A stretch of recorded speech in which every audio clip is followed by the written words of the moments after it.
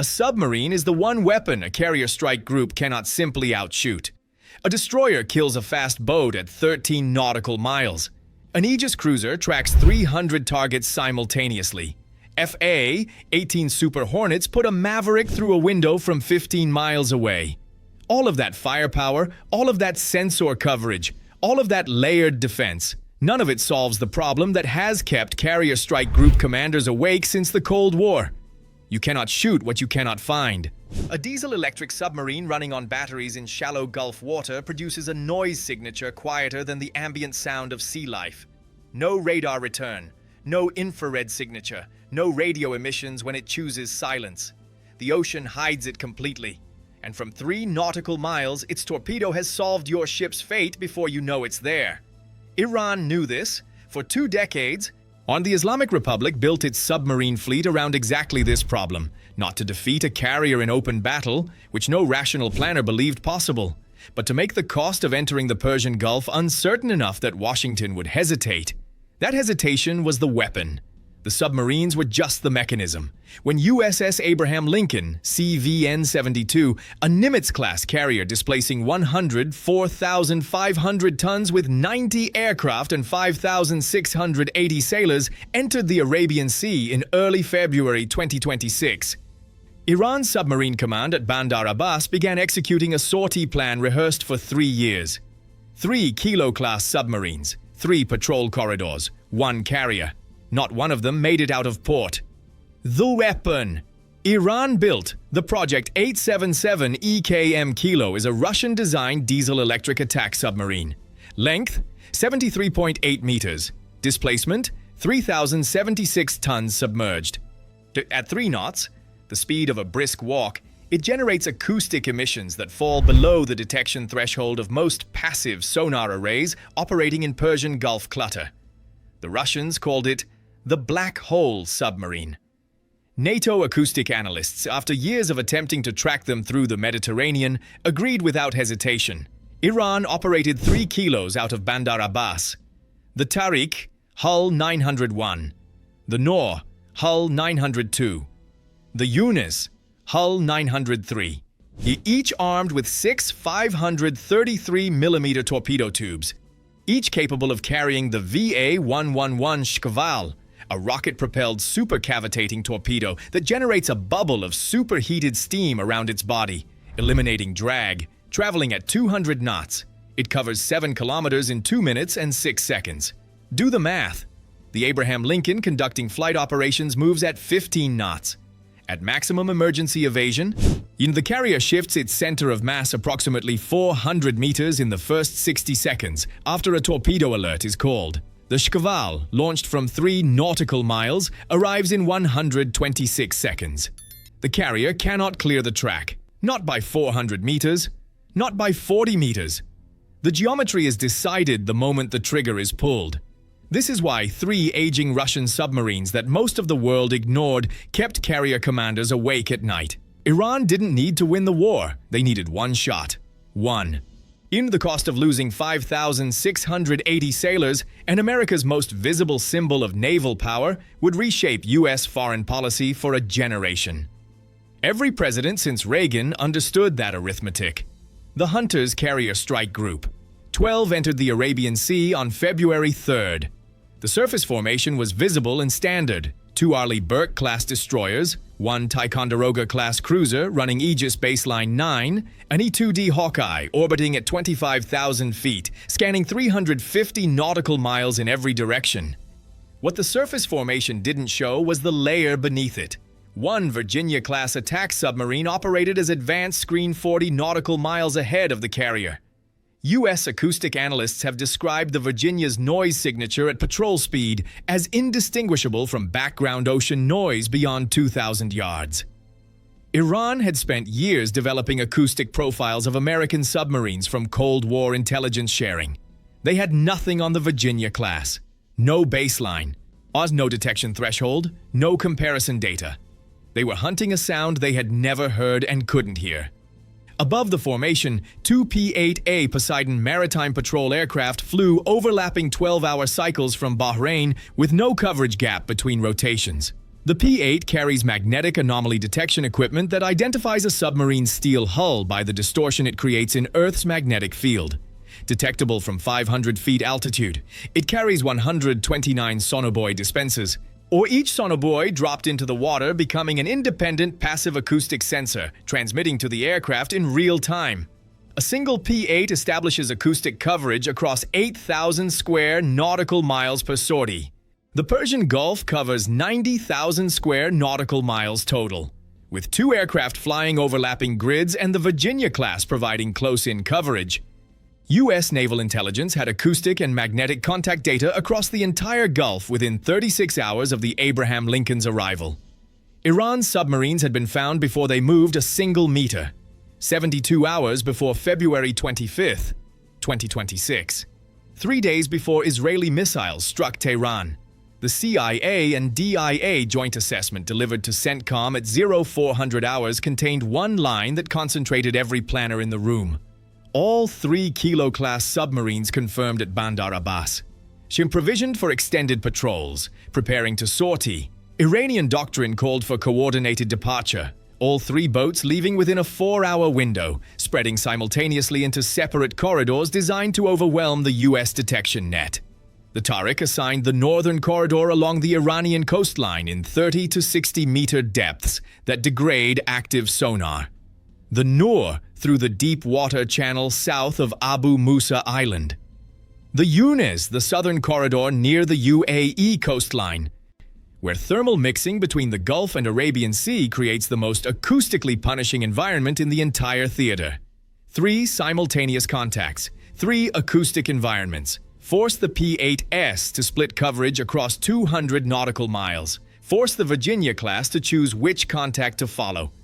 Make one of the 3 disappear into the noise. It was a sound plan. The CENTCOM assessment gave a 23% probability that at least 1 kilo would establish a firing position on the Abraham Lincoln before being detected. At 23%, with a shkval on the other end and 5,680 sailors on the ship it was aimed at, you do not manage that risk. You eliminate it at the source. The decision was made on the evening of February 25th. Operation Roaring Lion, the Israeli strike on Tehran, was locked to 0600 hours February 28th.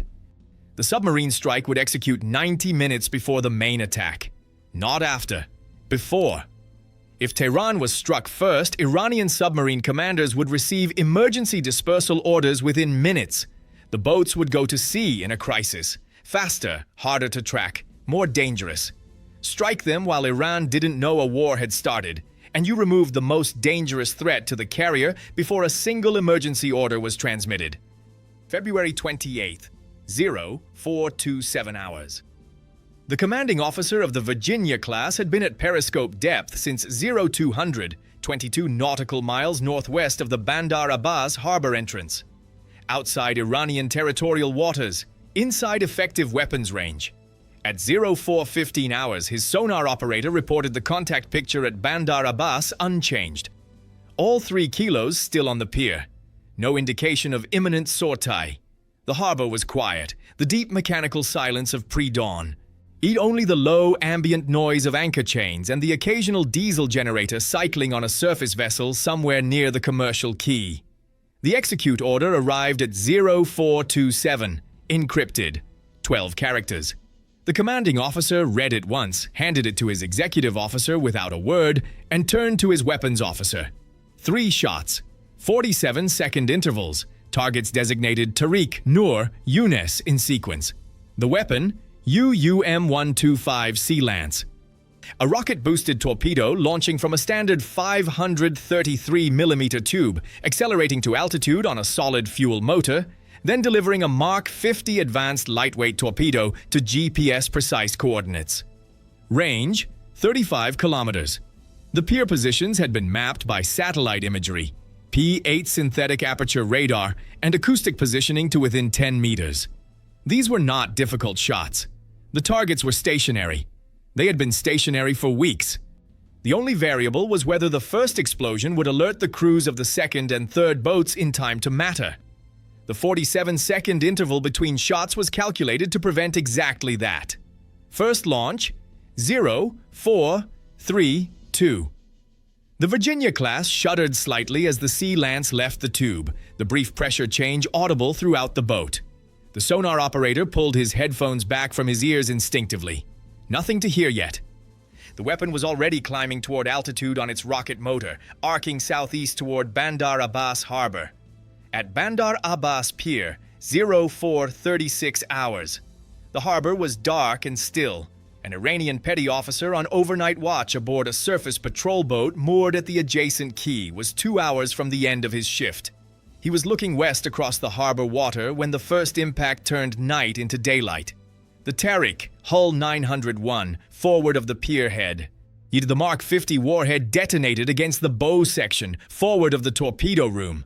The shaped charge drove through 18 millimeters of high tensile pressure hull in microseconds before the high explosive secondary fired into the interior of the boat. The forward compartments, the torpedo room, the forward trim tanks, the crew berthing ceased to exist as intact spaces in the same instant.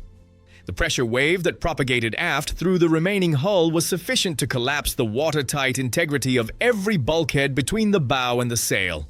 The Tariq began flooding through breaches in its hull faster than any pump system could have addressed. It went to the harbor bottom in 4 minutes and 11 seconds. The explosion appeared to the watch officer on the harbor patrol boat as a white flash at water level. It followed immediately by a column of black smoke climbing into the pre-dawn darkness above the pier. He had not yet reached his radio when the second explosion went off. The Nor, hull 902, midship. The Sea Lance had threaded the 47-second interval exactly. This weapon struck the engineering spaces, the section of the boat housing both 1,900 kilowatt diesel generators, the main battery banks, and the primary ballast control systems. Both generators were destroyed in the initial detonation. Or the secondary explosions from the battery banks, as lithium compounds ignited under the pressure wave, blew outward through the port side of the hull. The Noor capsized at the pier, rolling 90 degrees to starboard, the motion violent enough that the pier structure alongside partially collapsed into the water as the submarine sail came down against it. The harbor water around the Noor's position turned luminous orange as burning fuel spread across the surface. The third explosion followed 47 seconds later. The Yuns, hull 903, stern section, propulsion shaft, rudder assembly, and stern diving planes. The Yuns did not go down quickly. It listed hard to starboard, flooding through the damaged stern glands where the propulsion shaft penetrated the pressure hull and settled onto the harbor bottom over 11 minutes, slow enough that crew members trapped in the aft compartments would have had time to understand what was happening and no means to stop it.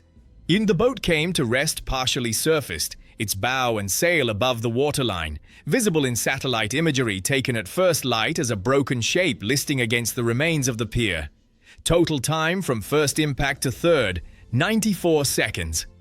Back aboard the Virginia-class, the sonar operator reported 3 separate detonation signatures at the target coordinates, consistent with successful weapon impacts. The commanding officer noted the time in his log, 0436, and ordered the boat to return to patrol depth. He had fired 3 weapons. He would not know the full results until the satellite imagery came down hours later. There was nothing left to do at Bandar Abbas Harbor.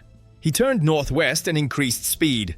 71 minutes later, Israeli missiles struck the government compound near Haft-e-Tir Square in Tehran. Ayatollah Khamenei was killed. His chief of staff, IRGC commander, defense minister, and 26 senior officials died in the same opening strike. He went into the worst military crisis in the Islamic Republic's 47-year history, believing his submarine deterrent was intact, his kilos ready to sortie, his black holes waiting in the water. They had been on the harbor bottom for over an hour. 3 questions that don't close. The tactical outcome was clean, but the post-operation intelligence analysis produced 3 questions CENTCOM could not fully resolve. First, the Ghadir problem. Iran operates approximately 21 Ghadir-class coastal defense submarines. Length, 29 meters.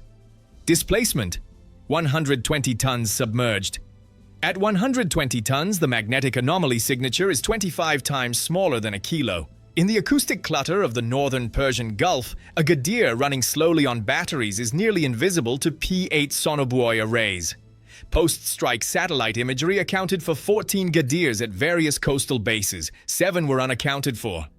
7 midget submarines capable of deploying mines or firing torpedoes, operating in water too shallow for the carrier's escorts to safely follow, locations unknown.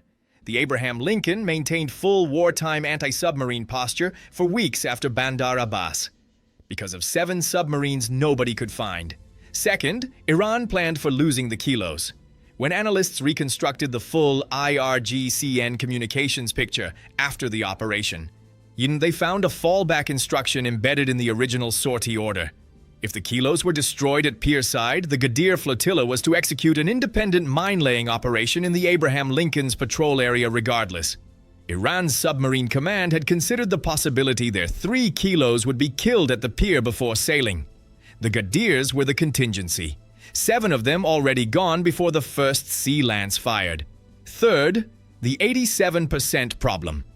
In the 96 hours following the Abraham Lincoln's continued operations after the Tehran strike, 2 separate transient acoustic contacts were detected by P-8 aircraft, investigated with additional sonobuoy drops, and assessed as non-submarine in origin.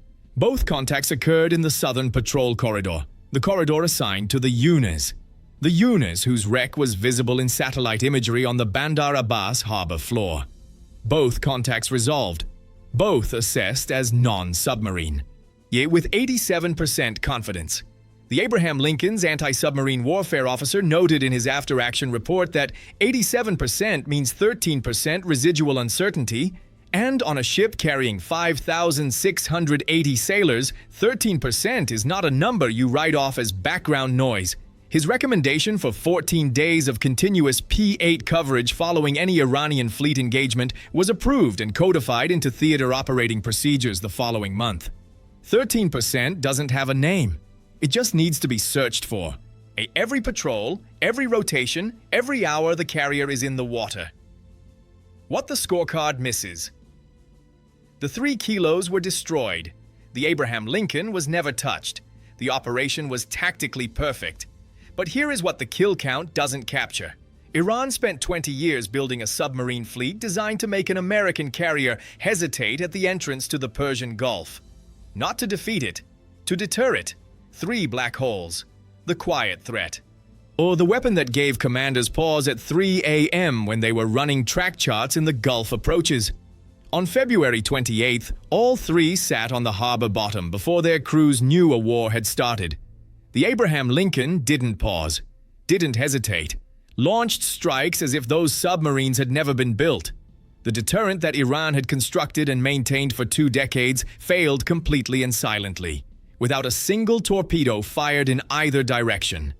And a petty officer on a harbor patrol boat in Bandar Abbas watched 3 explosions light up the pre-dawn sky in 94 seconds, reached for his radio with no one left to call, and understood before anyone in Tehran did that something had already been lost. The kilos are replaceable. The hardware is replaceable.